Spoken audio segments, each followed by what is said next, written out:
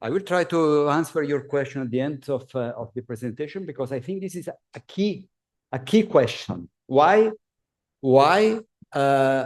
people have the impression that the provisions on shear and punching are more and more complex? Is it necessary?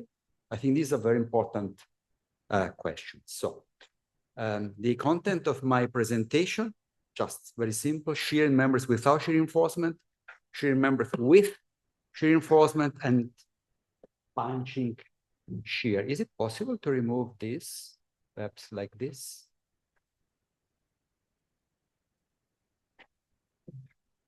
Okay, so I will start with shear in members without shear reinforcement. And is it possible also to remove this?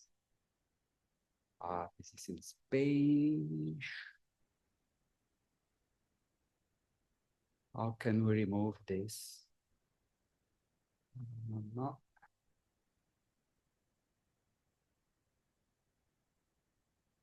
No. Is it possible to remove? Yes, thank you. Okay, thank you. So,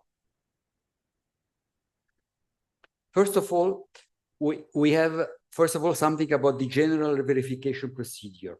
We have, in fact, implemented what we call several different levels of refinement, or if you prefer, different levels of approximation. We typically start with a very simple verification on the safe side. And then, if needed, we go to a more refined calculation, only if needed. And this is already a good procedure to save time and to do it as easy as possible. And this, to me, is very important. Then the second change is that we have introduced the verification in shear and punching based on average stresses over the control perimeter, or over the cross section. And I think this is a very important manner to simplify the work, and also to answer to your question this morning, Jesus, about accidents, also to reduce the probability of accidents.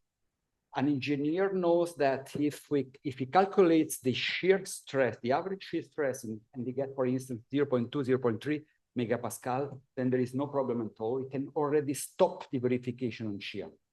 If he gets 5, 6, 7 megapascal, well, then it's quite difficult. And then perhaps he has to spend much more time in designing the cross-section. I think it's a very good measure to simplify the work, and also to reduce the probability of human errors. And I think, and as we know, the human errors are one of the most common causes for accidents.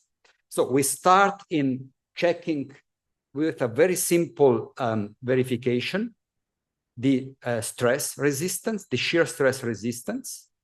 We compare with towards DC min. If needed, we switch to the more refined, and if needed, as in current Eurocode, of course, we need to design the shear reinforcement. We calculate from the beginning the shear stress, and this is just based on the on a nominal value of the level arm, which we may assume as 0.9 D. For planar members in slabs, or for linear members, of course, we need to know the web width.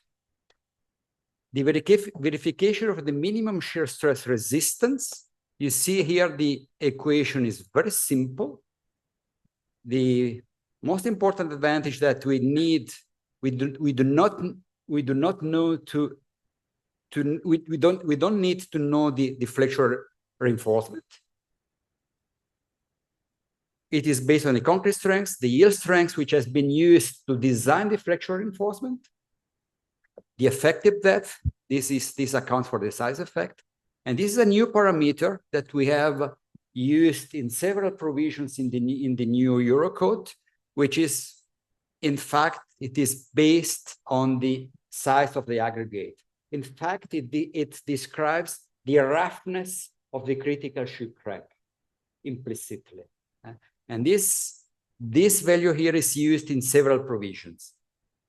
So, for instance, based on this equation, we can, for instance, if we have a slab, we can easily calculate the minimum shear resistance. And if we do a finite element calculations of a slab, we can easily identify the regions where a more refined calculation is needed. For instance, in this flat slab, of course, we have to verify for punching, but if you can see here, there are other regions where we need potentially, where we have potentially also a shear problem, and then we need there to conduct a more refined calculations. So this is the equation that we use that for the more refined calculation. So you can see that this equation, in fact, is very similar to the equation that we have in current Europrobe. And then you could ask, well, why did you spend a lot of time in discussions and so on, just to come to the equation which looks very similar. So the main difference is that this equation here is derived analytically with some simplifications from the general expression of the critical shear crack theory. Whereas the current equation is mainly empirical. And this has several advantages. It allows for several levels of refinement. It can be easily generalized to other cases. For instance, the case with axial forces, different types of concrete, non-mechanical reinforcement. Please note the partial safety factor of gamma V. I don't need to explain this in detail because Antonio Gans and Jose Maria Arieta have already described this, why there is a need to have a slightly different partial safety factor than gamma C. So I will explain very shortly the basis of the critical shear crack theory, and starting with the instance of the members without shear reinforcement. So this is in fact a model which I have started to develop when I was still a PhD student. So you can imagine it a long time ago. And it was based on a very simple observation that if we have a critical shear crack, near to failure, we have crack openings which show that we can engage the aggregate interlocking in very small portions of the cross section. This was measurements done in 1985. These were measurements done 30 years later by a PhD student in our laboratory. You see, of course, the phenomenon is exactly the same, of course, but you can see that with very refined measurement techniques nowadays, we can get very similar results as the ones that we had at that time. And this is the model that I used almost 40 years ago to explain this to my PhD advisor. The idea is the following. We have a flexural crack which opens, and due to the opening, we can reduce the potential engagement of aggregate interlock, which means that the shear resistance at the end depends on the crack opening and on the roughness of the critical shear crack. And the roughness, as you have seen before, it depends mainly on the aggregate size. Now, the opening, it depends mainly on two parameters: the strain in the longitudinal reinforcement and the size of the member, which means that if we increase the size, we have larger cracks at the end, which reduces the shear resistance. And this is, in fact, what we call the size effect. So these are the main assumptions of the critical shear crack theory. And of course, there were many works done in the last 40 years in this field. This is, for instance, what I have done about 20 years ago for our national standard.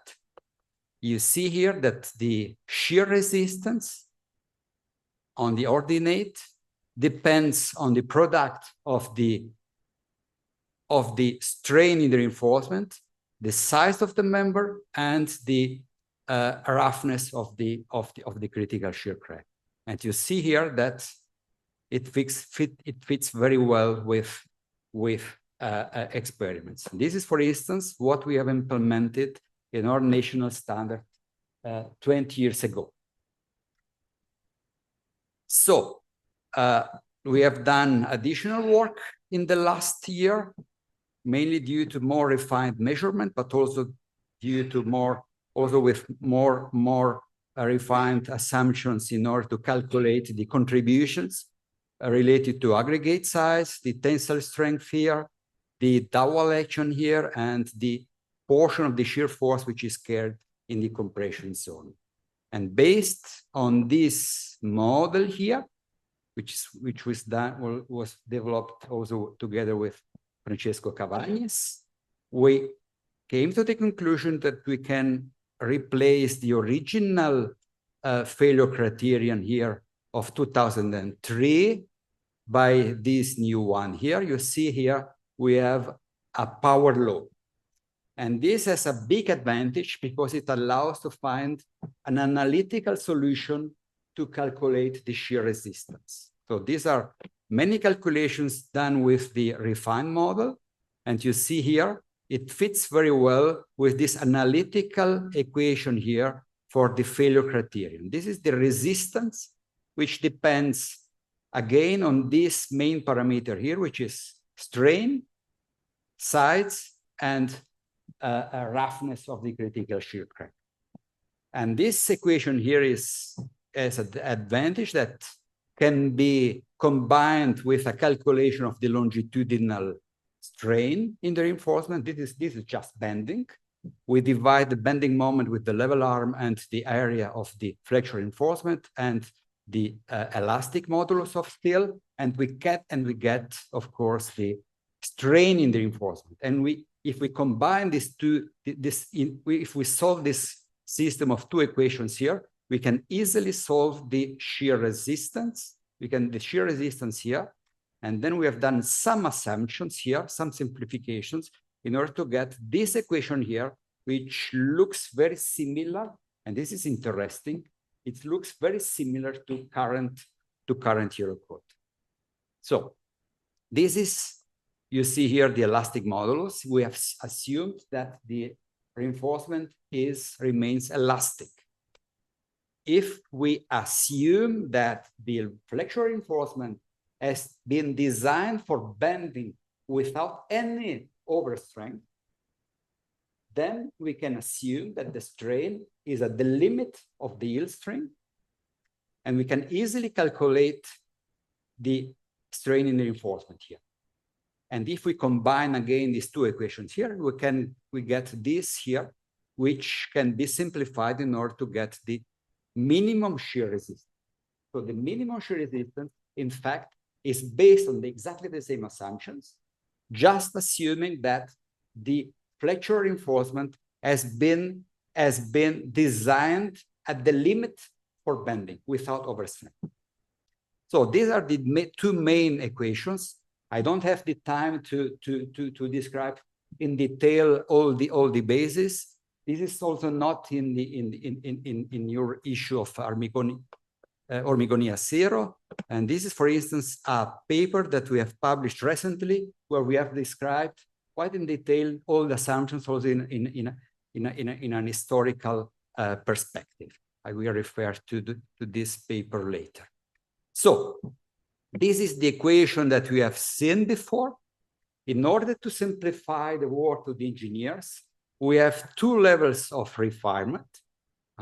We can start with let's say, with a safe estimate for the shear span, and then we can calculate the shear resistance with this equation here. So typically the engineer knows when he has already designed the flexure reinforcement, he knows the flexure reinforcement ratio, the concrete strength, of course, the aggregate size, and the effective depth. Then it's possible to calculate the shear resistance. If required, it is also possible to increase a little bit the resistance by calculating more in detail the shear slenderness. I go back to previous equation here. When we calculate the moment here, to get the longitudinal strain, of course, it has to be based on the moment. But to calculate the moment, in some cases, it's not necessarily the same cross-section, which means that in some cases, this simplification makes sense. But if required, we can do a little bit further. We can do a little bit more refined calculation, calculating the shear span, just the flexural moment, this divided by the shear force, and then we can increase a little bit the shear resistance. So we have implemented this concept in several provisions of the new Eurocode. We start with a very simple provision, doing that based on safe assumptions, and only if required, we continue in doing more refined calculations. When you have a look on the Eurocode, on the new Eurocode, you have the impression that there are many provisions, and you have the first impression that it looks more complicated than current Eurocode. But in fact, it is a simplification for the work of the engineer. I think this is very important to describe. So the effect of the axial force is the same. If we have a compression axial force, we reduce the longitudinal strain, we reduce the width of the shear crack, which means that we increase the shear resistance. On the opposite, if we have axial tension, we increase the width and we reduce the shear resistance. This can be accounted for in a very simple manner, in fact, because the shear resistance is based on the calculation of the longitudinal strain. And we have an axial force. We can easily account for this effect to calculate the strain in the reinforcement. And this is, for instance, this is based on this model here. So the moment here, let's say the force in the flexural reinforcement depends, of course, on the flexural moment, but also on the axial force. This is just equilibrium. In fact, just equilibrium, and based just on equilibrium, we get this equation here, which allows to calculate the shear resistance for the cases of axial compression and for the cases of axial tension. So we had several discussions in the committee. There were some countries which were a little bit unhappy with this approach here because they wanted to have the classical approach where the shear resistance is explicitly based on the longitudinal strain. And I'm very happy that our colleagues from Valencia worked on this topic here, and they have found a very elegant solution to come to an analytical solution, which is also based on the critical shear crack. You will explain this right after my presentation. So remember, with shear reinforcement, here again, we have confirmed current model. We have two levels of refinement, and we have more consistent model, a more consistent model for concentrated loads applied near to supports.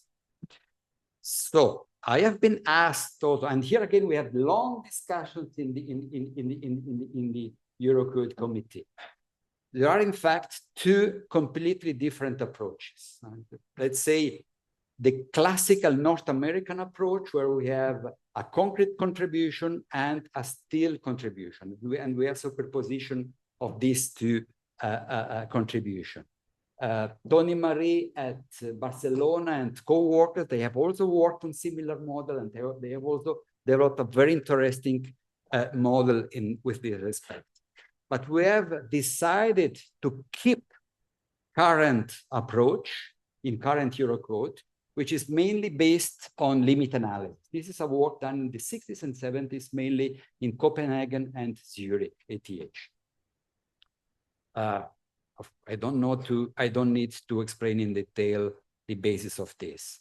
And why did we keep this model here? Well, in fact, the main reason is the following one.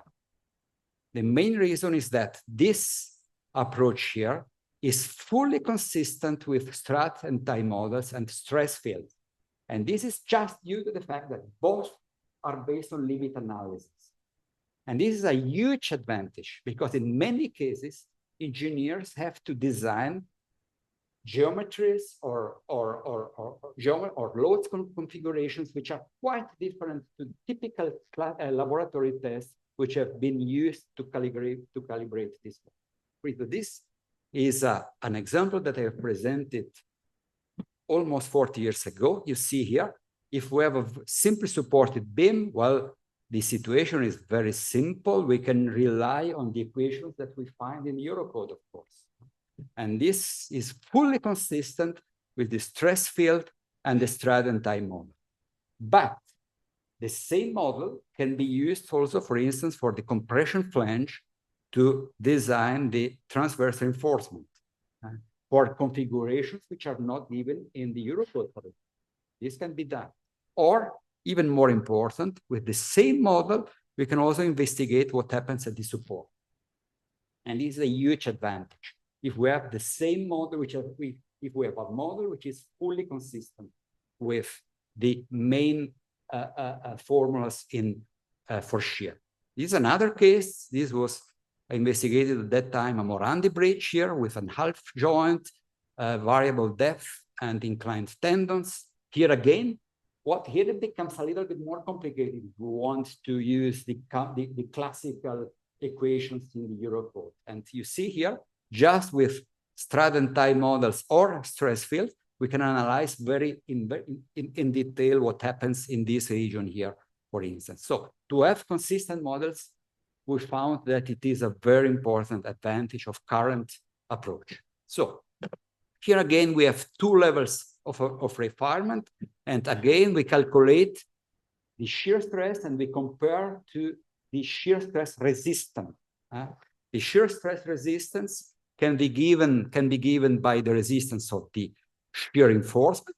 And you see that the equation becomes very simple, or can be related to crushing of the compression field, of the inclined compression field. And if we require, we can also calculate the situation where the two resistances are reached. And we have also provided the exact solution of that case in the Eurocode.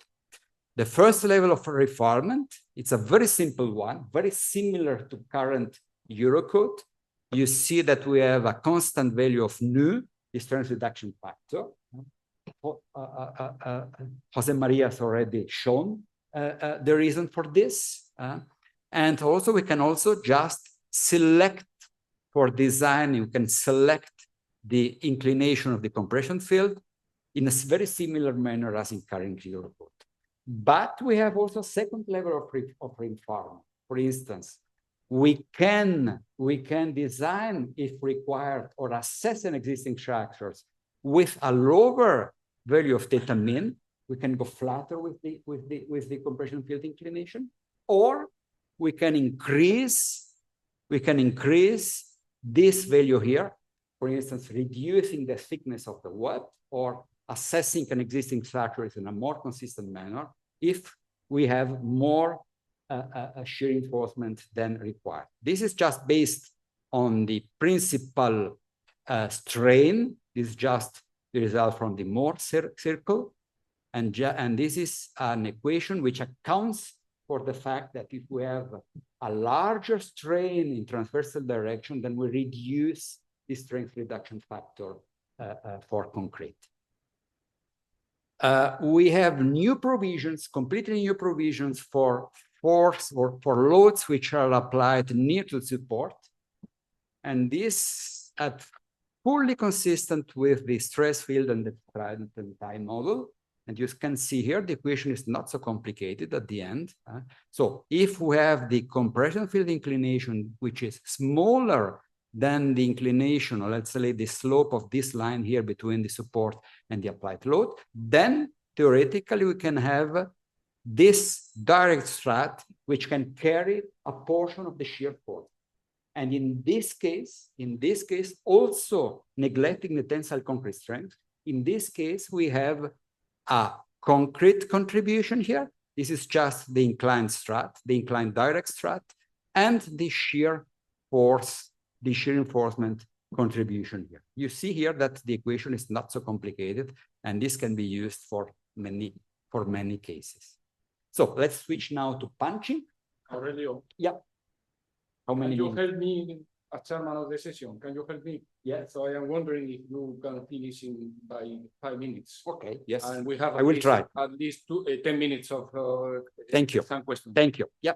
So punching, here again, you see that the equation is very similar to current HyA code, but you can recognize the same parameters described before. It is, again, it is fully derived from the critical shear crack theory. It has several levels of reinforcement, and we have, but we have new definition of control perimeter and new size effect law.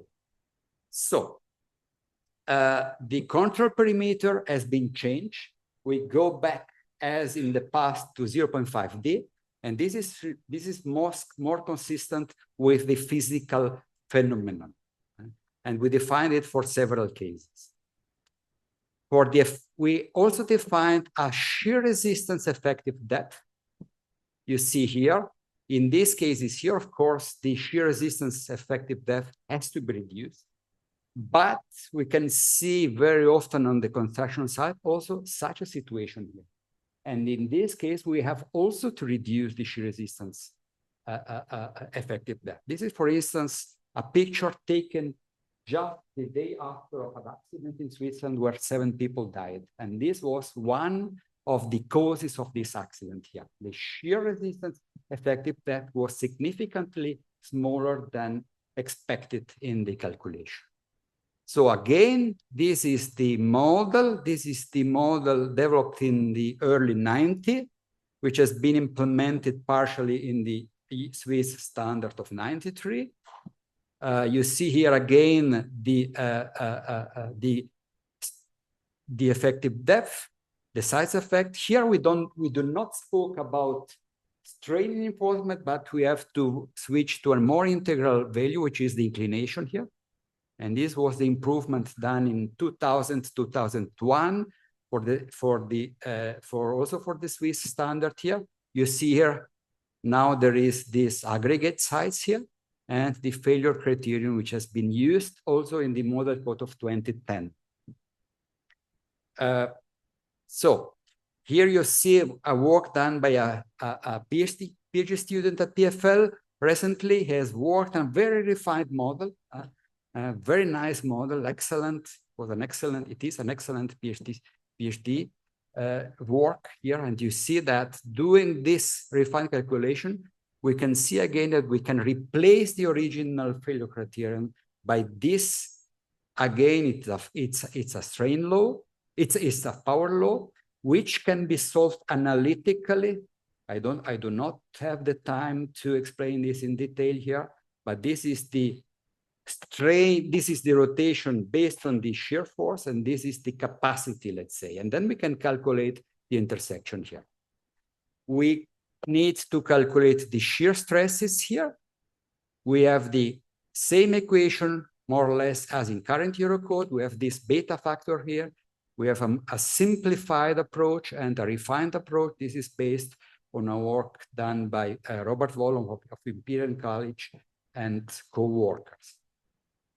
So here again, we have 2 levels of refinement of this equation here. We can assume at the very beginning that the size effect is related to the effective depth, but we have also the possibility to increase the resistance if needed by accounting to the slenderness, to the shear slenderness. And this is the refined equation.